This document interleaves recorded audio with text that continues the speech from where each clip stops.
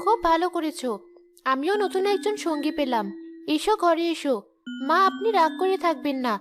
নতুন বউ এসেছে, তার উপর আবার সে অনাথ। তাকে আপ্যায়ন করা আমাদের দায়িত্ব। ঠিক বলেছ বৌমা। আমার এই নতুন বউটা যদি তোমার মতো কিছুটা হয়, তাহলে আর আমার কিছু চাই না।